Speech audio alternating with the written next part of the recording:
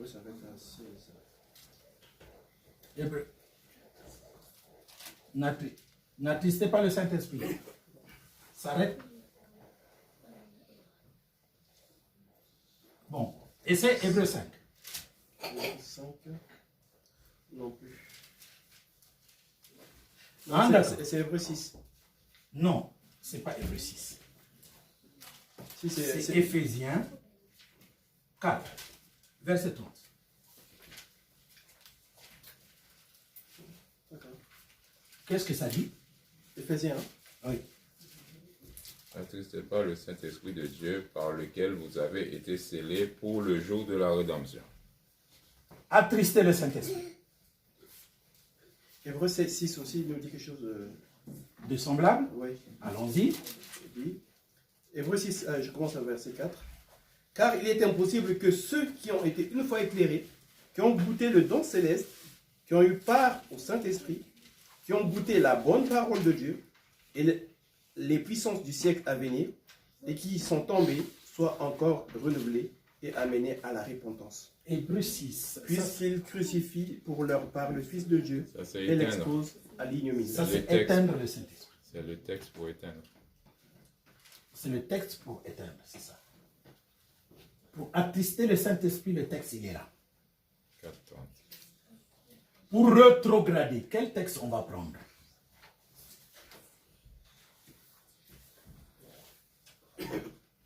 On va prendre 2 Timothée, chapitre 3, 1 à 9.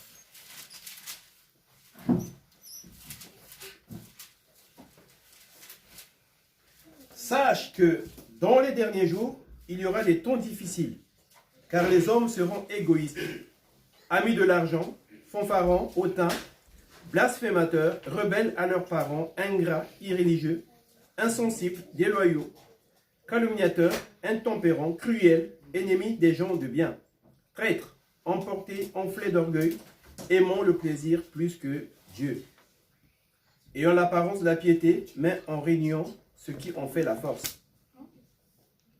Mais réunions ce qui en fait la force. Éloigne-toi de ces hommes-là.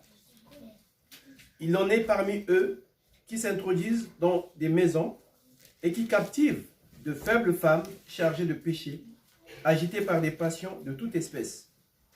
Apprenons toujours et ne pouvons jamais arriver à la connaissance de la vérité. De même que Janès et Jambres s'opposèrent à Moïse, de même ces hommes s'opposent à la vérité, étant corrompus d'entendement, réprouvés en ce qui concerne la foi. Mais ils ne feront pas de plus grands progrès, car leur folie sera manifeste pour tous, comme le fut celle de ces 2 hommes. Pour toi, tu as suivi de près mon enseignement, ma conduite. Non. Non. Là, tu es un peu au verset 10. Tu devais t'arrêter au verset 9. Oui, c'est bon. Parce que le verset 10, allons-y, continue, on va le remonter ici. Rétrograder. Le verset 10.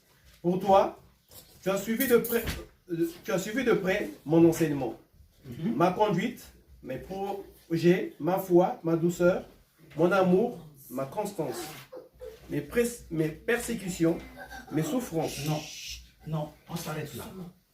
On va plutôt prendre dans 1 Timothée. On va chercher rétrograder dans 1 Timothée.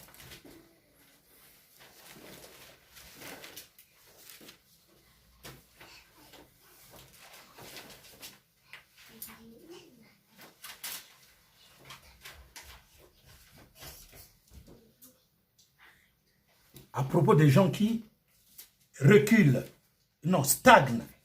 C'est ça, non? Oui. On va prendre quelqu'un qui a stagné. C'est-à-dire qu'il marque le pas.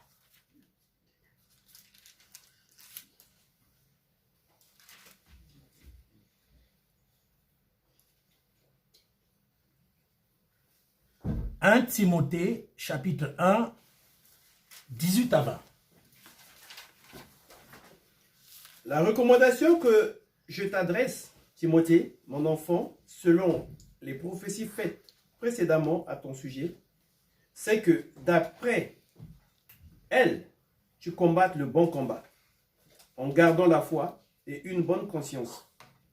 Cette conscience, quelques-uns l'ont perdue et ils ont fait naufrage par rapport à la foi. C'est comme un bateau. Ça fait naufrage, c'est-à-dire que l'eau est entre le bateau, va couler. Par rapport à la foi. Ça, c'est les gens qui stagnent. Est-ce que si un bateau a coulé, il va avancer? Non. Il va prendre l'eau. Donc le problème, c'est celui-là.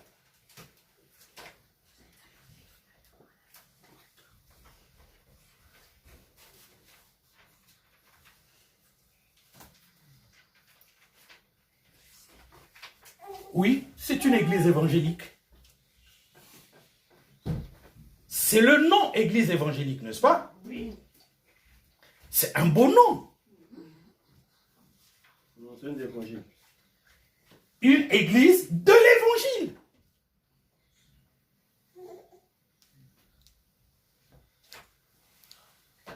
La sœur qui était en enfer est aussi dans une église évangélique. Hein?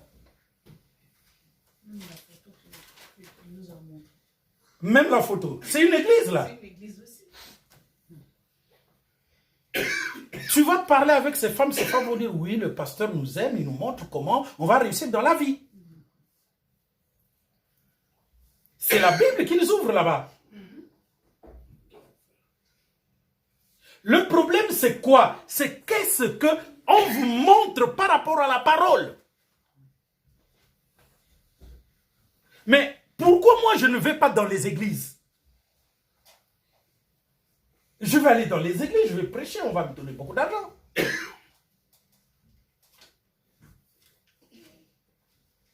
Pourquoi je ne vais pas? Parce que autant mieux que je sois fidèle, avec ça, parce que je regarde à Jésus.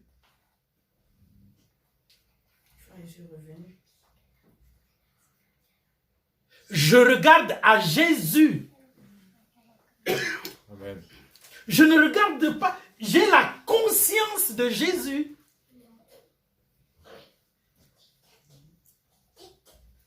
Autant mieux que je lui présente ce bon enseignement, que je dis Jésus, voilà ce que j'ai enseigné. Voilà, j'ai mis tous mes efforts pour que ça aille ailleurs. Ça soit enregistré. C'est écrit. C'est dit. C'est dit, c'est écrit. Je ne peux pas faire autrement. On ne donne que ce que l'on a.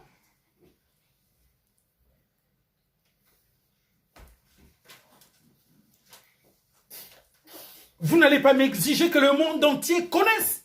Parce que le problème que le monde entier connaisse, c'est le problème de Jésus. Oui. Moi, là, je suis limité, là. C'est Jésus qui doit faire quelque chose. S'il veut que le monde entier connaisse, c'est lui qui va me donner une télévision, une radio. C'est plus mon affaire. Je fais le mieux possible.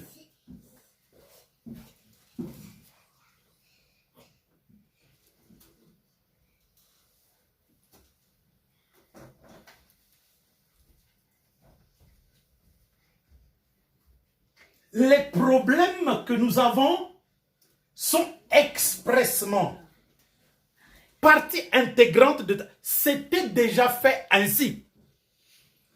Nous ne faisons que reproduire l'acte, le théâtre de Dieu. Vous connaissez le théâtre. Quand vous allez dans un amphithéâtre pour voir les gens vous présenter un théâtre, ils l'ont répété peut-être pendant toute une année, ou tout un mois, ou au moins une journée, avant qu'ils ne vous le présentent. Et vous partez voir.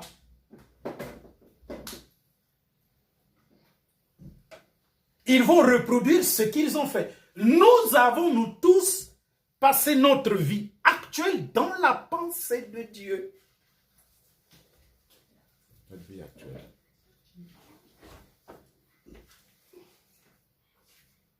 Et le Seigneur l'a reproduit là. Ok.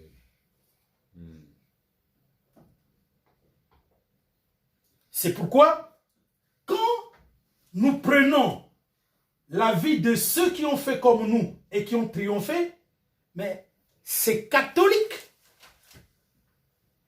Ça veut dire universel. Le mot catholique n'appartient pas aux catholiques. Bien. C'est catholique. C'est universel. C'est pour tout le monde. C'est un principe.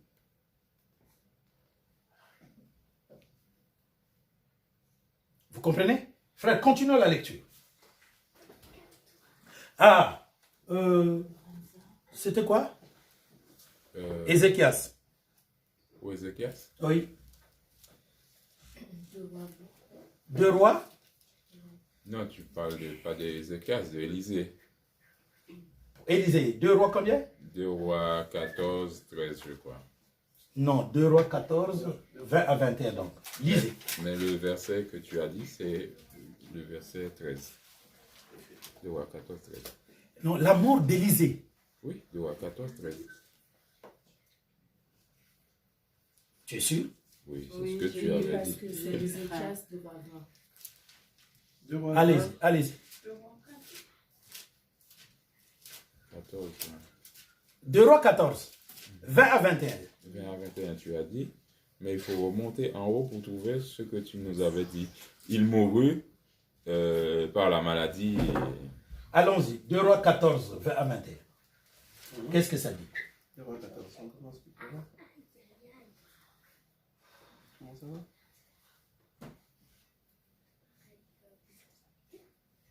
13, pardon. 13, 14, c'est ce que je raconte. Combien? 13, 14, que le frère voulait. Élisée était atteint de la maladie dont il mourut. C'est le verset combien? 2 rois 13, 14, pardon. 2 rois 13, 14. C'est ça. Élisée était atteint de la maladie dont il mourut. Élisée était atteint de la maladie dont il... Mourut. On ne Donc, précise pas. Le prophète Élisée est mort de quoi? De maladie. De maladie. Attendez, on est en train de parler de qui? D'un prophète. D'un prophète de Dieu. Le prophète de Dieu. Il ressuscite même des morts. Vous savez, quand il est mort là, 1 an plus tard, il est devenu des os, n'est-ce pas? Il y a eu la guerre qui survient dans le pays. Quelqu'un était mort dans le village, donc on va l'enterrer rapidement. Ah, il y a le caveau du prophète Élisée. On prend le mort, on le jette. Il ressuscite. Le mort va toucher les os d'Élisée et le mort ressuscite.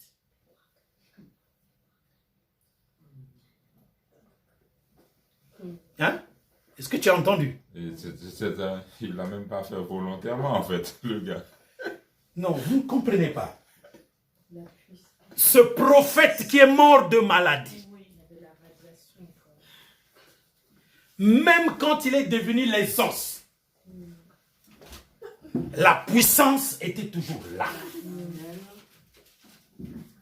On prend un cadavre, le cadavre touche les os, le cadavre ressuscite. Mais il est mort de maladie. Ce prophète ressuscitait des morts, oui ou non?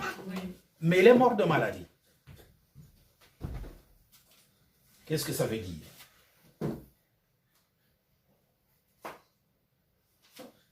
Que c'est bon de mourir de maladie aussi. Le prophète est mort de maladie, vous n'allez pas dire. Qu'est-ce que vous allez dire sur le prophète? Il n'était Il plus un n'avait pas la prophète, foi. qu'il n'avait pas la foi, Qui n'avait pas la foi? qu'il avait fait un péché. Qu'il avait fait un péché? Il n'y a pas la foi pour guérir. Qui n'avait pas la foi pour guérir? C'est lui qui ressuscitait les morts. Il a ressuscité les morts pendant qu'il était en vie. Même mort, il continuait de ressusciter le mort. Mais il est mort par maladie. Ça veut dire que vous devez vous taire pour ne pas dire du n'importe quoi sur les gens qui meurent. Les enfants de Dieu sont tous morts, oui ou non? Oui. Mais ils étaient quoi? Les enfants de Enfant de Dieu. Dieu. Ils sont morts. Il y en a qui sont morts jeunes, oui ou non? Il y en a qui sont morts vieux, oui ou non? Il y en a qui sont morts adultes, oui ou non? Mais ils étaient quoi? Donc, la mort est aussi partie intégrante de la guérison de Dieu. Parce que c'est Dieu qui fait mourir, c'est Dieu qui fait vivre. Qu'est-ce que vous ne comprenez pas?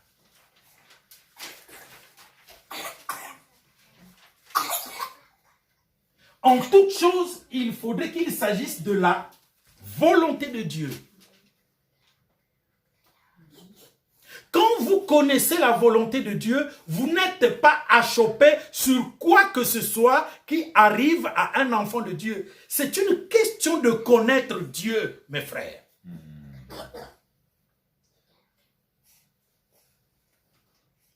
Quand on connaît Dieu, on connaît Dieu. On est en paix. On est en paix avec le Seigneur.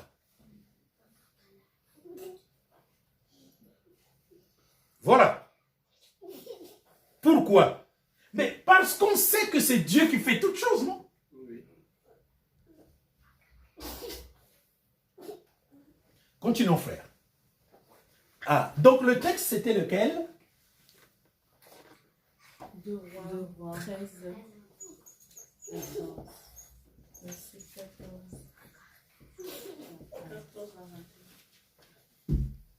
Oui, 14 à 21. Jusqu'à 21. Parce que là, on va vous présenter comment on l'a enterré. Et comment, je crois bien que c'est même là où on a parlé de la résurrection des morts, un an plus tard. Le prophète de Dieu est parti comme ça. Il y a une supériorité dans le prophète, parce que c'est ici, on est dans l'Ancien Testament. C'est celui sur lequel uniquement le Saint-Esprit était au-dessus. Parce que dans l'Ancien Testament, il ne vient que sur l'envoyé de Dieu. Il est mort de maladie.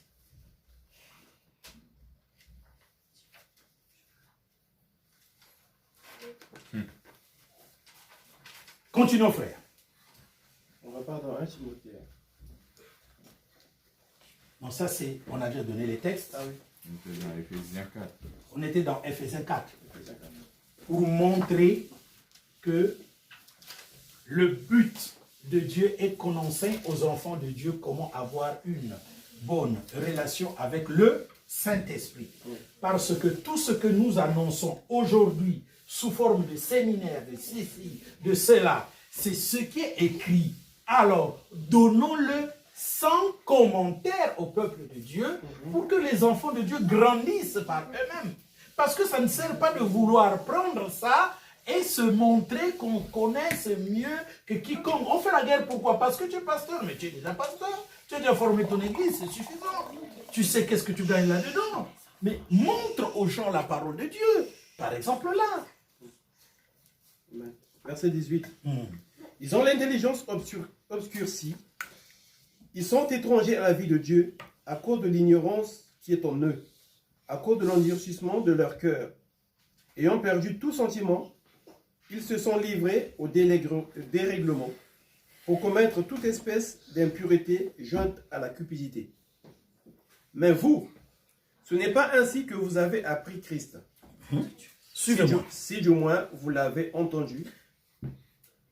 Pourquoi il insiste? Vous, c'est pas comme ça que vous avez entendu Christ, n'est-ce pas? Mais il ne s'arrête pas là. Il dit, si du moins vous l'avez entendu. Mais parce que c'est pas gratuit. Tu peux bien avoir reçu Christ, mais mal. Ou tu peux bien l'avoir entendu, mais tu n'as pas retenu cela. Or, retenir, frère, c'est toute une vie. Déjà ici, je suis parti dans une église évangélique, frère. Non, calme-toi, sois en paix, tu es là. Tu as compris maintenant. Qu'est-ce qui vous fait aller? C'est parce que vous ne comprenez pas. Amen, amen. Progresser. Mais si vous comprenez, non. Parce que vous avez mal entendu l'évangile. Vous savez ce que je vous dis là? Que des jours passent. Que des les jours passent, qu'on continue d'enseigner, on va dire la même chose, mais vous allez penser que, ah non, on n'avait pas compris. Vous comprenez? Pourtant, aujourd'hui, hein, comme si vous comprenez. Mais on va aller en profondeur. Et vous allez considérer ceci comme parce que la parole, plusieurs parmi nous, on a cru que dès qu'on reçoit la parole, on se repose. L'esprit de paresse. Les choses que Dieu fait ne se reposent jamais. La Bible dit, toute chose est en travail au-delà de ce qu'on pense. C'est pourquoi même lui-même, il est toujours en travail. Aujourd'hui, il est allé se reposer. C'est ce que pensent les gens. Il est assis à la droite de Dieu. C'est ce que pensent les gens. Mais ce n'est pas ce que la Bible a dit. Le jour où Étienne l'a vu assis à la droite de Dieu, c'est là pour nous montrer que Jésus-Christ est le juge des vivants et des morts. Point barre. C'est ce qu'il a vu pour que ça nous soit communiqué. Mais lui-même, il est allé créer le nouvel univers.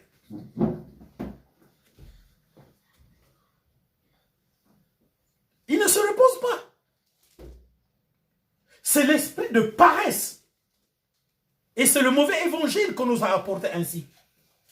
Or, ceux qui nous l'ont apporté avaient en vue de nous rassembler et de prendre nos dîmes, de s'enrichir. Ils nous ont annoncé la fausseté pour s'enrichir. Ils nous ont endormis. Ah, ils nous ont endormis. Ils nous ont dit qu'un enfant de Dieu ne peut pas être malade. Je fouille dans la Bible, je vois un prophète, non, un apôtre, frère. Le créateur de l'église de Colossiens malade. Paul a prié pour lui, ça n'a pas marché. Aïe, aïe, aïe, aïe, aïe. Paul dit même à Timothée, passe par là. Peut-être que le Saint-Esprit, c'est par toi qu'il guérira. Un apôtre. Mon Dieu. Je trouve ça dans la vie. Alors que dans ma tête, on m'avait dit que dès que tu seras en Christ, tu n'auras plus de problème. Il fallait une révolution pour sortir de ce qu'on a mis dans ma tête. Le gars qui m'a mis ça dans la tête, quand il est arrivé à Brazzaville, il avait un Boeing 747 affrété par l'Allemagne, frère. Quand il parlait au stade Massamba Deba, les gens qui étaient sur le Atalanga écoutaient. Frère, il avait un matériel, je ne sais pas comment. Je crois que c'est le dernier cri. Frère, tout Brazzaville écoutait quand il parlait. Ça s'appelait comment, lui? Renard Bonquet. Frère, j'ai lu sa petite brochure, maintenant que tu es sauvé. Oh, c'est vrai qu'il faut qu'on écrive des petites brochures, mais moi je n'écrirai jamais une petite brochure pour Dieu. Jamais. De toute façon, avec le c'est possible. Mais, non, mais parce que les gens ne prennent pas Dieu au sérieux. Écoutez, j'avais à peine 4 ou 5 mois quand j'ai lu ça. J'ai trouvé que ça ne tenait pas. Mais Renard Bonquet, c'est quelqu'un qui a fait son temps. Connu sur la terre tout entière. Comme grand évangéliste. Mais ce qu'il a écrit là, je regardais ça, je me mirais, je regardais. Oh, c'est ça. Ah, mon Dieu, donc franchement, c'est ça. Ce que le gars est venu nous apporter. Oui. Il a fait tout ce chemin, tout ce matériel pour ça, oui. Je ne trouvais pas la vie là-dedans. Quand vous parlez de Dieu, autant mieux que je te dise des choses que tu ne comprends pas, qu'il va te prendre 10 ans pour que tu comprennes que je te raconte des salades. Moi, j'ai été élevé. Les premiers jours, les gars qui sont venus, les Talingano. Frère, tu sais qu'on a rencontré Talingano. Ah, Woni, dans la manifestation avec Valdemar. C'était là aussi. Hein. Ah oui, tu étais venu avec le groupe. J'ai été qui était récupéré à la gare de Brony. C'était C'était notre première rencontre. C'est pas ici, alors. Ouais. Mais J'ai parlé sur il était là. 10 minutes. On m'a donné 10 minutes. La Ligue il était là. À la fin, il dit, ah, ce message-là, ma femme me l'avait donné. Je dis, mais qu'est-ce que je veux faire de ce vieux? La Ligue. Mon Dieu. Et c'était lui qui était comment dirais-je, Frère, l'homme de l'événement.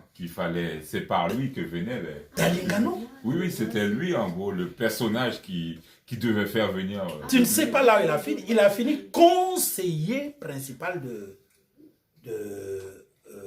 la Centrafricaine qui a fait la transition. Il parlait douce. Tu te souviens pas. Le visage de la personne, non? Mais va sur YouTube, tu vas voir Talingano. Enseignement.com. C'est eux qui font ça. Franchement, ce que les gens ont fait avec l'évangile, c'est pas bon. Frère, nous ne sommes pas obligés toujours de donner les solutions aux gens. Parce que nous n'avons pas de solution à donner aux gens. C'est le Saint-Esprit qui conduit dans toute la vérité. Ça dit que le problème, c'est celui-ci. Moi, je dois trouver ma solution avec le Saint-Esprit. Tu dois trouver ta solution avec le Saint-Esprit. Elle doit trouver sa solution avec le Saint-Esprit. Pourquoi je vous parle? C'est pour faire vivre cette parole-là. Le désir de rechercher vous-même les solutions auprès du Saint-Esprit. Parce que même si tu cherches mal ta solution, mais l'essentiel est que tu la cherches. Tu la trouveras. Avec le Saint-Esprit. Amen. Ce n'est pas que... C'est pourquoi le Seigneur Jésus n'a même pas augmenté la foi des apôtres qui lui ont dit, augmente-nous la foi. Parce que la foi, ça ne s'augmente pas. Sinon, le Seigneur Jésus aurait augmenté la foi des apôtres. Mais il a dit, si vous avez la foi petite comme un grain de sénévé, vous direz à cette montagne, ôte-toi de là, jette-toi dans la mer. Et si tu ne doutes pas, cela s'accomplira.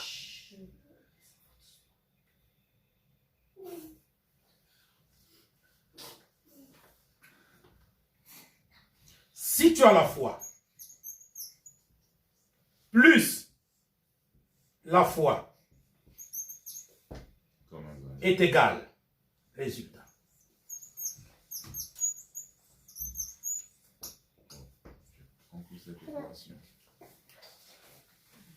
Toi, tu as une situation difficile.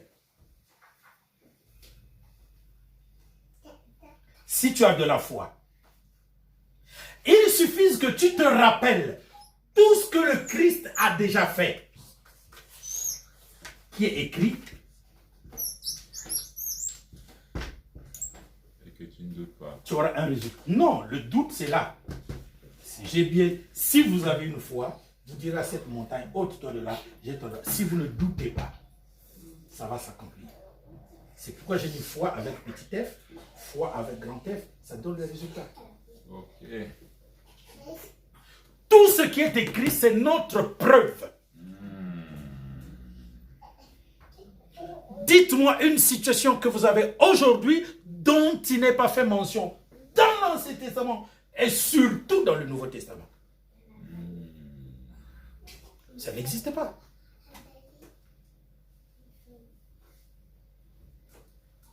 Non, moi j'ai tel problème, mais il y a la solution. Dieu en a fait quelque chose là-dessus. Beaucoup de gens me disent, mais oui, mais tu dis comme si tu as déjà lu toute la Bible.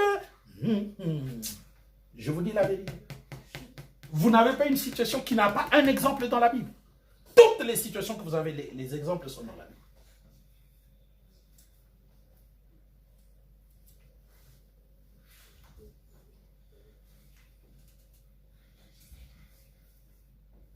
Mais Le problème, c'est que vous devez vous bousculer. Et sachez, frère, que c'est Dieu qui blesse et c'est Dieu qui pense. C'est Dieu qui fait mourir et c'est Dieu qui fait vivre. Mais c'est la parole de Dieu.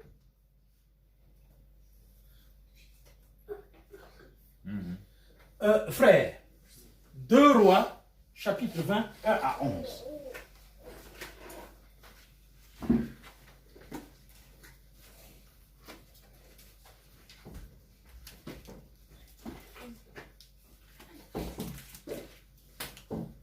Ma soeur, ce que vous faites, pour moi, prédicateur, je m'en fiche.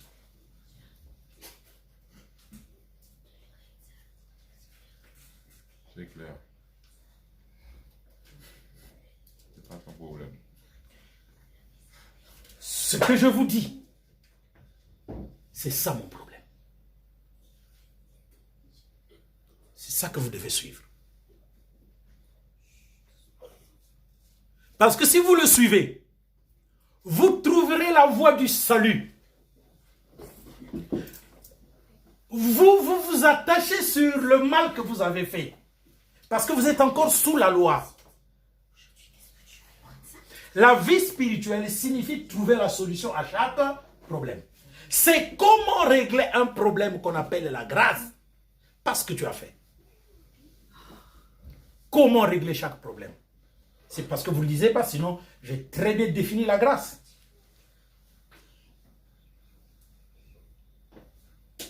La grâce, c'est là où tu n'as rien.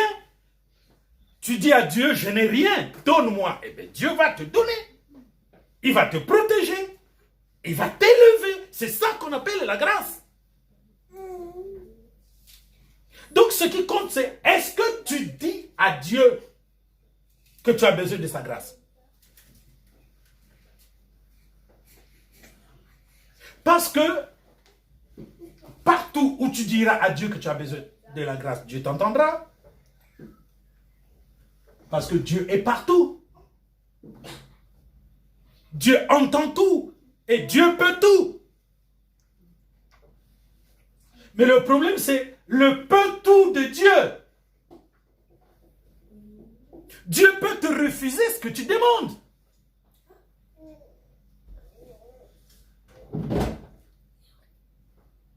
N'est-ce pas? Voilà. Mais il t'a refusé ce que tu demandes, mais c'est une bonne réponse.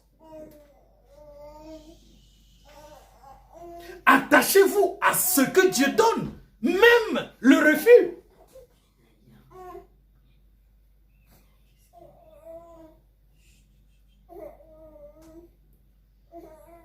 Dieu peut te refuser la guérison aujourd'hui parce qu'il sait que le samedi prochain, si tu es en bonne santé, tu vas te retrouver en province et tu vas être écrasé. Vous ne savez pas combien de choses Dieu nous épargne. Vous ne savez pas.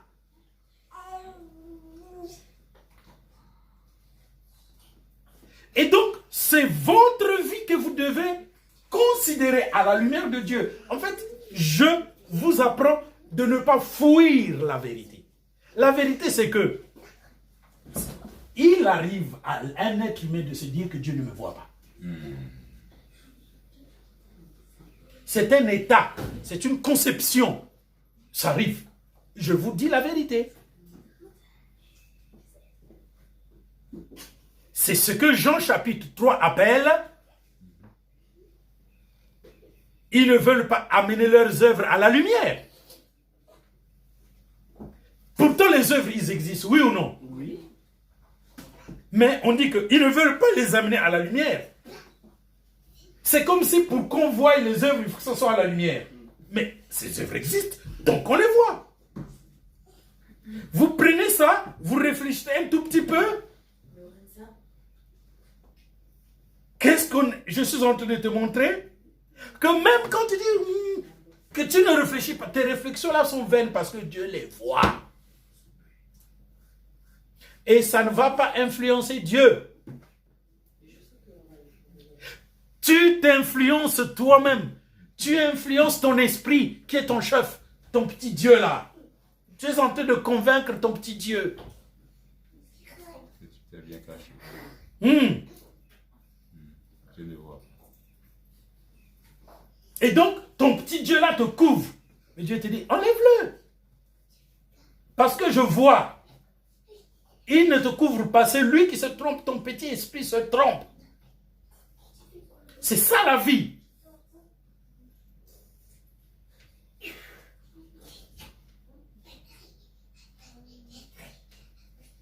Si vous avez la foi, comme un grain de sénévé, c'est petit. Vous direz à cette montagne, ôte-toi de la jette-toi dans la main. Si vous ne doutez pas, vous le verrez s'accomplir. Quel est le problème que tu as? Parfois, examinez votre problème. Le doute. Crédulité.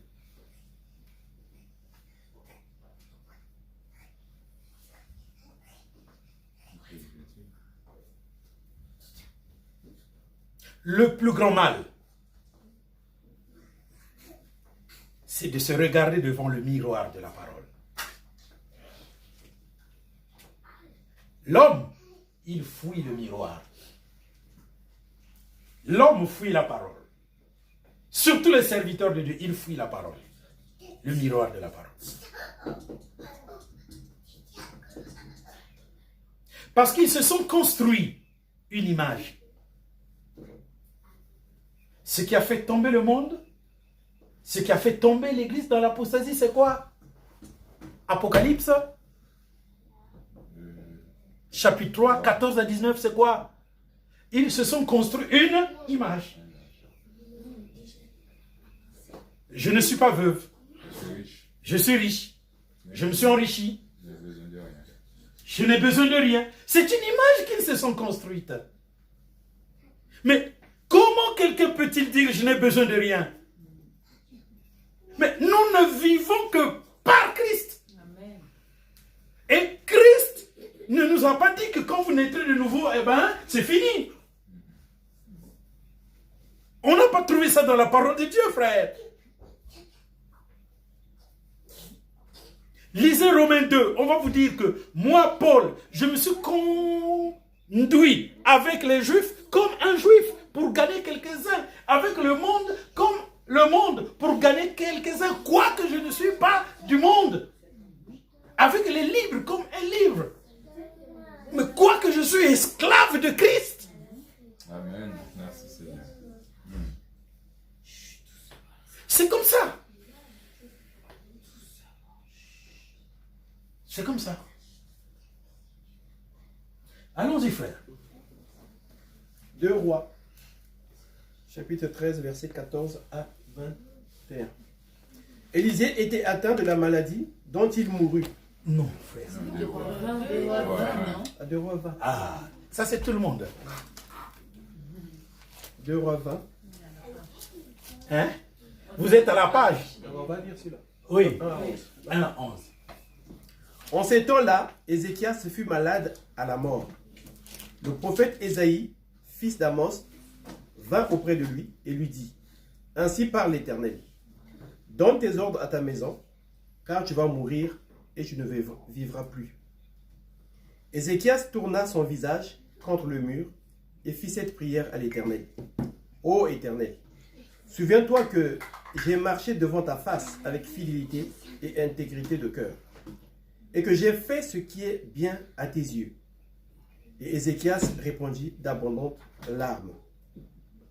Ésaïe, qui était sorti, n'était pas encore dans la cour du milieu, lorsque la parole de l'Éternel lui fut adressée en ces termes. « Retourne et dis à Ézéchias, chef de mon peuple, ainsi parle l'Éternel, le Dieu de David, ton père. J'ai entendu ta prière, j'ai vu tes larmes. Voici, je te guérirai. Le 3e jour, tu monteras à la maison de l'Éternel. J'ajouterai à tes jours 15 années, et je te délivrerai, toi et cette ville, de la main du roi d'Assyrie. Je protégerai cette ville à cause de moi et à cause de David, mon serviteur.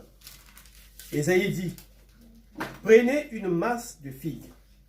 On la prit et on l'appliqua sur l'ulcère. Et Ézéchias guérit.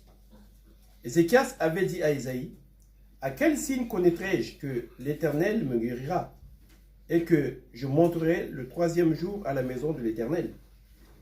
Et Ésaïe dit, voici de la part de l'Éternel le signe auquel tu connaîtras que l'Éternel accomplira la parole qu'il a prononcée. L'ombre avancera-t-elle de 10 degrés ou reculera-t-elle de 10 degrés? Ézéchias répondit, c'est peu de choses que l'ombre avance de 10 degrés, mais plutôt qu'elle recule de 10 degrés.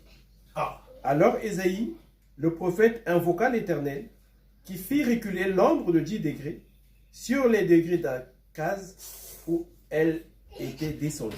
Amen. Amen. La terre tourne comme ça, n'est-ce pas? Oui. Il a arrêté d'abord la terre, et la terre a fait marche arrière.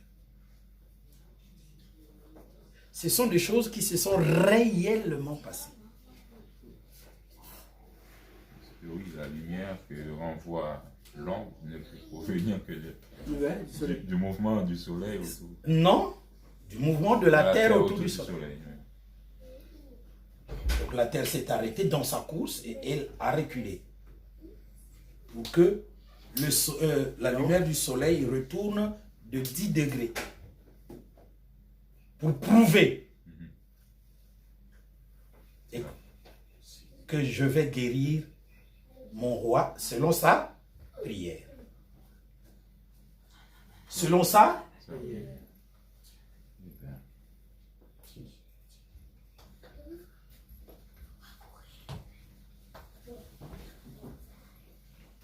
qu'est-ce que nous remarquons? Le roi était malade. Oui. Dieu a dit, Il va ok, mourir. tu vas mourir. N'est-ce pas? Oui. Est-ce que le roi a dit à l'homme de Dieu, non, non, non, non, non, non, non. Mais le roi a écouté ce que l'homme de Dieu lui a dit. Et il s'est mis à donner des ordres. Donne des ordres. Donne tes ordres à ta maison parce que tu vas mourir. C'est une expression pour dire à quelqu'un que tu vas mourir. Donc écris ton testament.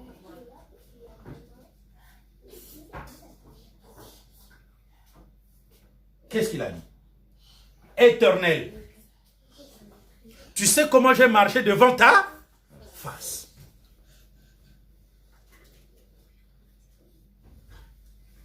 Moi, je te pose la question. Aujourd'hui, dès qu'il y a quelque chose qui ne va pas, vous voulez que le Seigneur intervienne, n'est-ce pas? Oui. Oui. Mais vous faites quoi? Qu'est-ce que vous faites? Que Dieu voit, sur lequel il va fonder votre demande.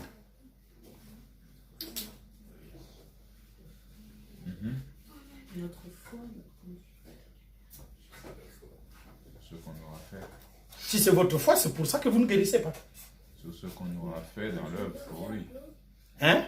Sur ce qu'on aura fait dans l'œuvre. C'est ça, ces bonnes œuvres-là.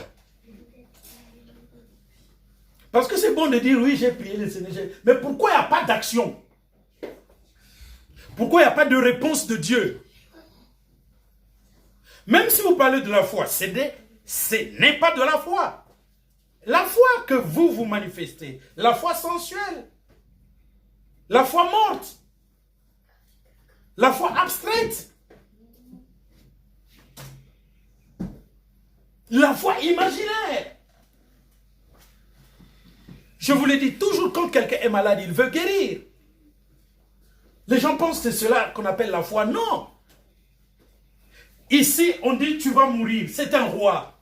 Mais le roi se souvient des actes qu'il a posés. Ici, il a dit, souviens-toi de la manière dont j'ai marché. Le roi Ézéchias pouvait se souvenir que c'est lui qui a détruit Nehushtan, le serpent d'airain.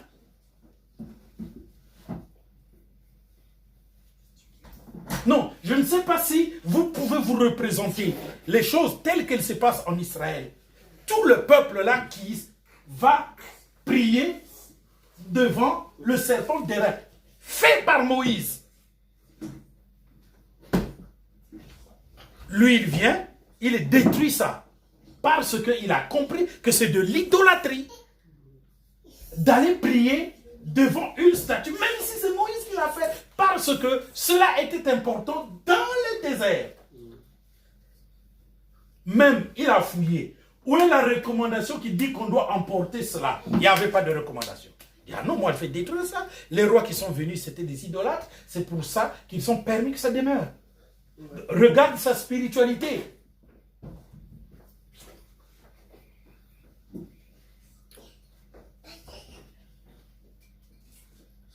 Maintenant, toi, quelles sont les œuvres sur ta vie spirituelle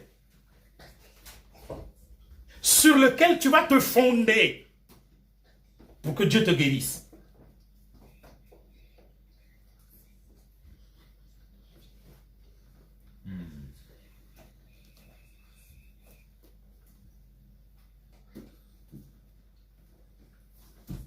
Quelles sont tes œuvres? Vous dites la foi. Mais la foi sans les œuvres est une foi morte. Laissez-la. Ne la touchez pas. Laissez-la faire. Si elle vous embête, c'est que vous n'êtes pas concentré. Oui, elle doit courir. Laissez-la courir. Si ça vous embête, c'est que vous avez un problème. C'est pour les voisins. Non, le bruit qu'elle va faire ne va pas embêter le voisin. Mon Dieu.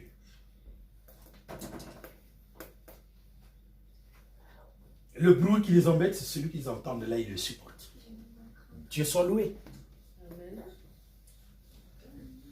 C'est ça ce que Dieu fait.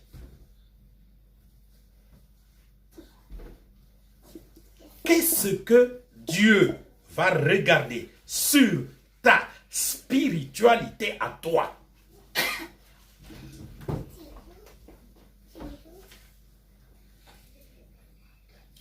Frères et sœurs, c'est pas normal que vous soyez incapables de vous examiner. Vous devez savoir si vous marchez avec Dieu, oui ou non. Si vous êtes bon, oui ou non. Le roi savait sur quoi il devait fonder sa prière. N'est-ce pas mes frères? N'est-ce pas mes sœurs? Il a dit au Seigneur, Seigneur, tu veux que je meure? Ok, mais souviens-toi. Donc ce roi se remet entre les mains du Seigneur en disant, écoute Seigneur, ma foi en toi a produit des œuvres. J'ai détruit Néhushtan. J'ai détruit les autres idolâtries. J'ai amené le peuple à aimer la loi de Moïse. J'ai fait cela. Et après, c'était quoi? Des abondantes larmes. Il a pleuré. Comme vous aussi vous pleurez quand vous entendez la parole. Gloire à Dieu. Lui, ça lui a donné la guérison. Vous, ça ne vous donne pas de guérison. Où est la chose qui ne vaille pas? Il y a un problème. C'est ce problème-là que vous devez me régler.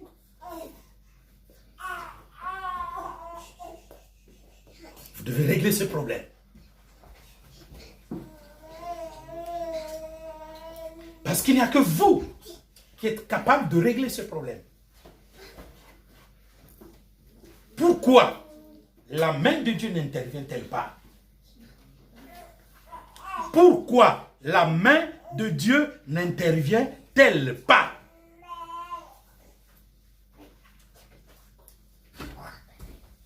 C'est là où nous en venons à quelle est la conception que vous avez sur Dieu? Cette maladie, comment tu la prends?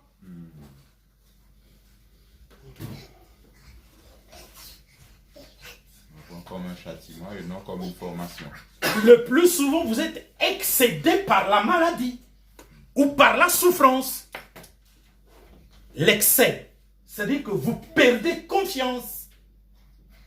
Quand quelqu'un est excédé, il perd confiance. Quand quelqu'un est stressé, il perd confiance. Qu'est-ce que les gens vont dire sur moi?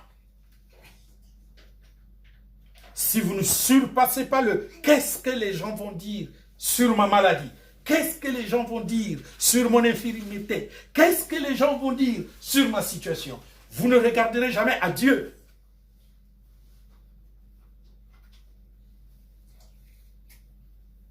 Parce que vous êtes du monde.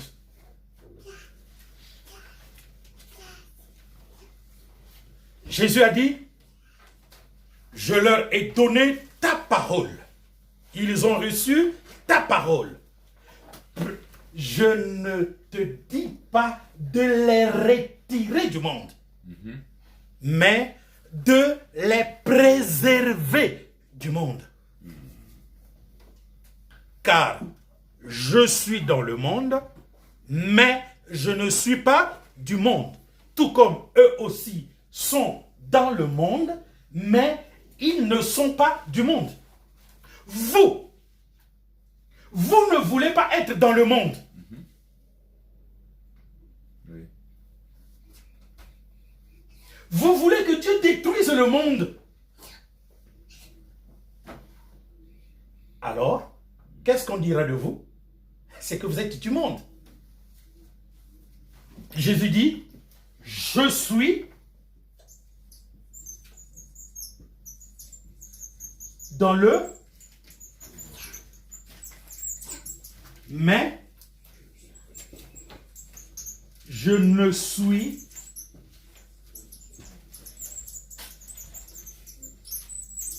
suis pas du monde.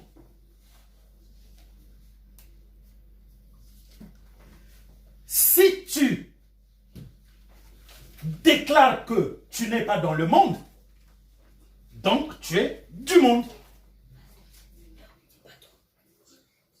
Si tu ne veux pas du monde, donc tu es du monde. Je vais vous l'expliquer. Si tu ne veux pas de ta maladie, mais donc tu es malade. Voilà pourquoi vous ne guérissez pas.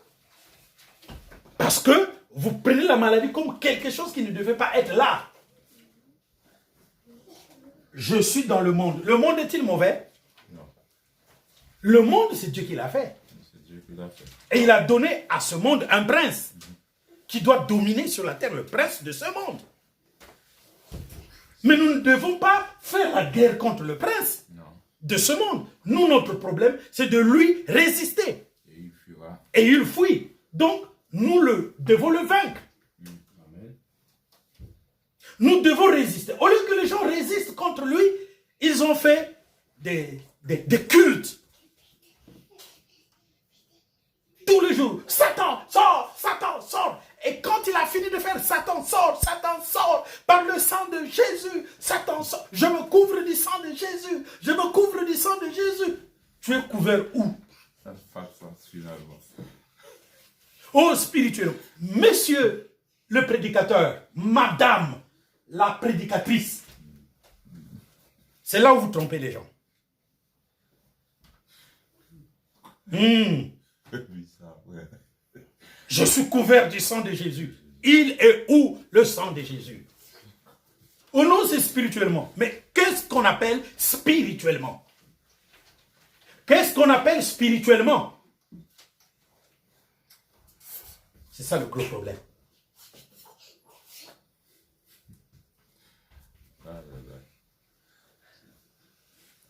Est-ce que Jésus était charnel? Non.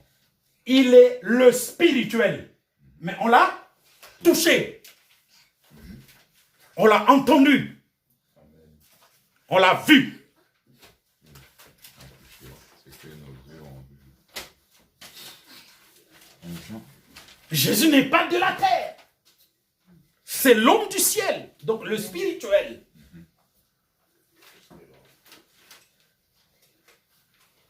Non, frère. Supporte ta maladie. Demande à Dieu de te guérir selon le principe établi par Dieu. Entre dans ta propre maladie. Entre en. Je vous avais dit, Exode 15, 22 à 27 est égal 2 Rois 20, 1, 11. On lui a dit, tu vas mourir. c'est quoi? C'est pas l'amertume? L'amertume, oui. Et il a fait quoi? Il est entré dans la maladie. Il a accepté de mourir. Vous n'acceptez pas d'être malade. C'est pour ça que vous ne pouvez pas guérir de votre maladie. Parce que vous ne l'aimez pas. Vous considérez la maladie comme quelque chose qui ne devait pas vous arriver. Il ne mérite pas.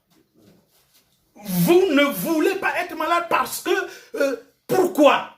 Moi, je vous dis, les gens qui posent les questions, c'est les gens qui n'ont pas de réponse. Mais tu ne sais pas pourquoi tu es malade, tu sais pourquoi tu es malade. C'est compliqué à dire? Non. Si tu as mal à la dent, pourquoi tu es malade? Brosse pas bien tes dents. Des caries. C'est pas compliqué. Tu as une bosse, pourquoi tu es bossu? Tu es né bossu. C'est pas compliqué.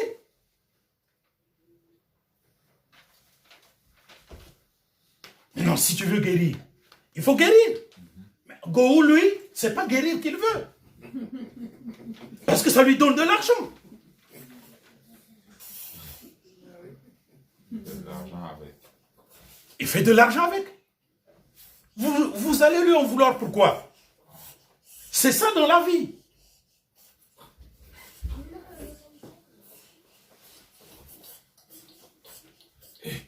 C'est ça dans la vie. Vous devez savoir qu'est-ce que vous voulez. C'est comme ça, cette femme-là, vous savez de quelle femme je parle? Anne. Anne, d'accord. L'amertume. Anne. Elle ne mettait pas au monde. Pénina. C'est elle qui pompait les enfants. Tondeuse. Mais elle était d'une mauvaise moralité. Tous les jours, elle ne faisait que meurtrir, se moquer de Anne. Suivez attentivement. Et chaque année, Elkana, Anne, Pénina et leurs enfants, ils montaient aller faire des actions de grâce à Dieu, n'est-ce pas? Elle partait, hein, frère. Moi, je pose la question, pourquoi elle partait? C'est comme ça que plusieurs d'entre vous, vous êtes. Pourquoi elle partait? Rendre des actions de grâce. Suivez les autres. Suivez les autres. Parce que vous partez à un culte pour remercier Dieu par rapport à ce qu'il a fait pour vous. Toi, tu ne mets pas au monde. Tu ne trouves pas que c'est un problème? Tu vas aller remercier Dieu. Pourquoi? Pour un problème.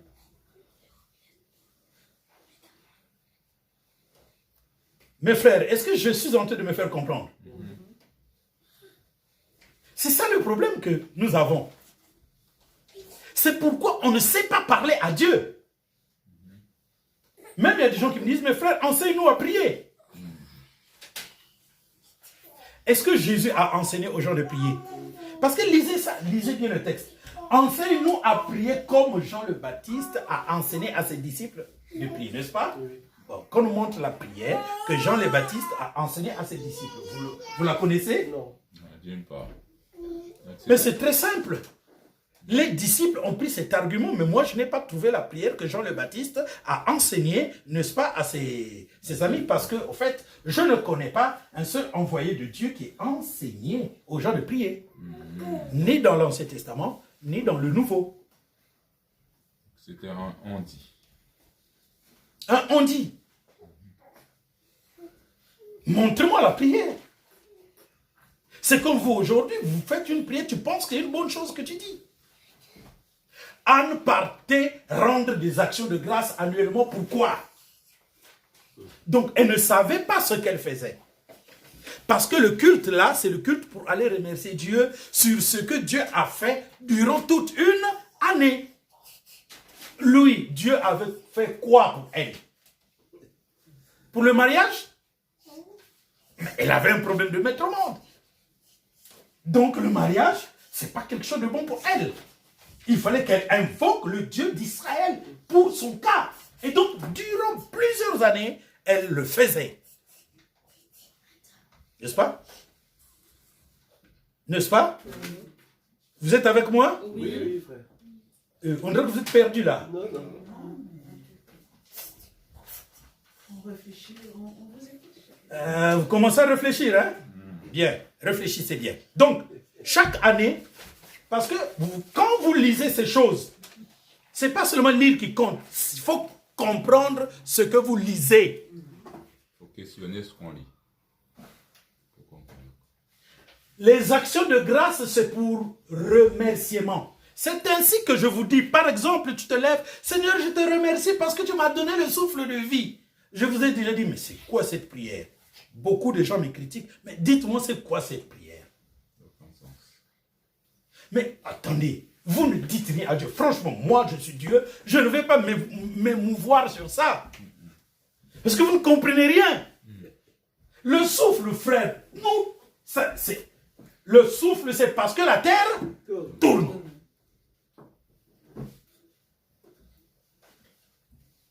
Est-ce que vous me comprenez? Oui. Maintenant, écoutez-moi très bien. Bon, Dieu va te guérir. Comment moi je connaîtrai que Dieu va me guérir? C'est important. Ah bon, tu veux connaître comment Dieu va te guérir? D'accord. Tu veux maintenant que Dieu prouve qu'il va te guérir. Qu'il a entendu ta prière. Toi, le bon roi, qui a détruit Néhushtan. Ben, on va te donner la puissance. Tu vas voir. Que veux-tu? Que j'avance le soleil ou que je recule le soleil? Avancer, c'est peu des choses. Reculer. Bon, éternel.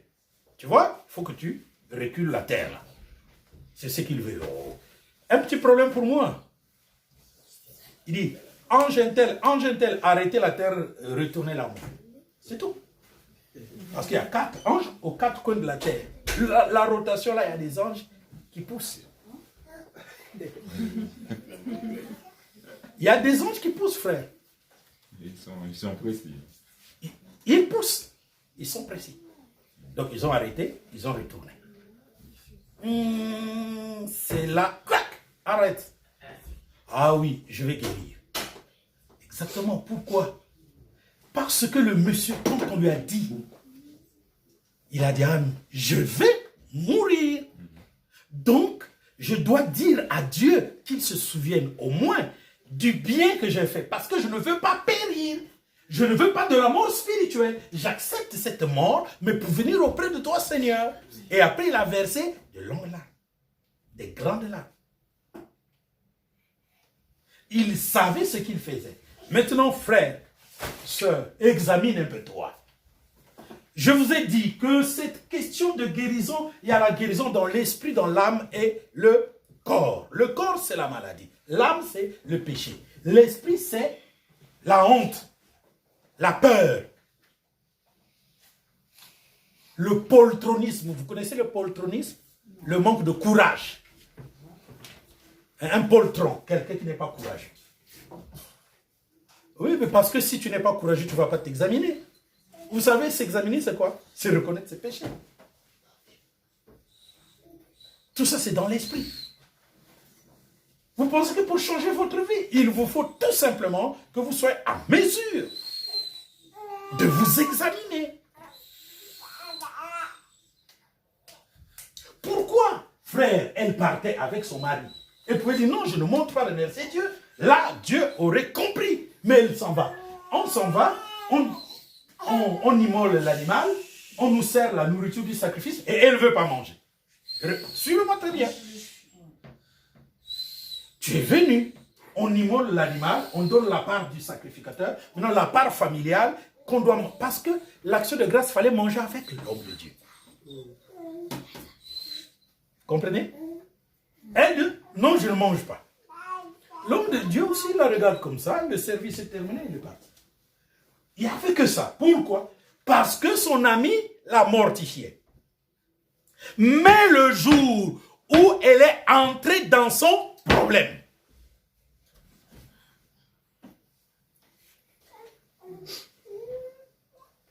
alors là, elle a brisé toutes les lois. Elle s'est avancée devant l'arche de l'alliance. Ce qui n'est permis à personne. Le sacrificateur Élie, la regardant, dit, femme de mauvaise vie, fais passer ton vin. Écoutez-moi très bien, le sacrificateur l'a déjà vu plusieurs années. Hein. Là, le sacrificateur la regarde et dit, non, femme de mauvaise vie, fais passer ton vin. Elle dit, non, mon Seigneur, je ne suis pas une femme de mauvaise vie. Mais je repens mon âme devant le Seigneur. Car c'est la souffrance de ma vie qui m'avait parlé jusqu'à ce jour.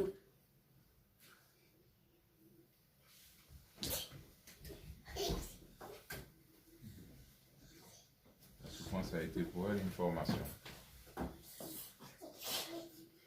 Et l'homme de Dieu a dit que le Dieu d'Israël te donne ce que tu lui demandes. Est-ce qu'elle avait dit au sacrificateur et dit ce qu'elle demandait? Donc c'est dans le lieu secret que tu parles avec Dieu. Toi tu dis une prière, tu viens, oh frère, voici ce que j'ai demandé à Dieu. Mais est-ce que moi, qu'est-ce que je vais en faire? Non, je te dis seulement, mais non, tu me dis parce que tu t'attends à quelque chose. Tu t'attends qu'on corrige si la prière est bien faite ou non. Et si c'est cela, eh bien, tu doutes de ta prière.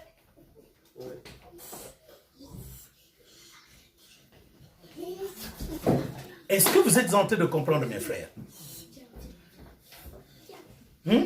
Est-ce que vous êtes en train de comprendre? Est-ce que vous comprenez? Dès que tu fais quelque chose, tu veux en savoir si c'est bon ou si c'est pas bon. Mais il n'y a personne qui devra t'assurer si ce que tu as fait est bon ou non. Il n'y a que Dieu qui doit te l'assurer. Et pour que Dieu t'en assure, n'en parle ni à ton pasteur, ni à ton prophète, ni à l'apôtre, ni à ton mari, ni à ta femme, ni à ton frère, ni à ta soeur en Christ. C'est toi qui dois supporter ce propre poids-là, toi-même, avec ton Dieu.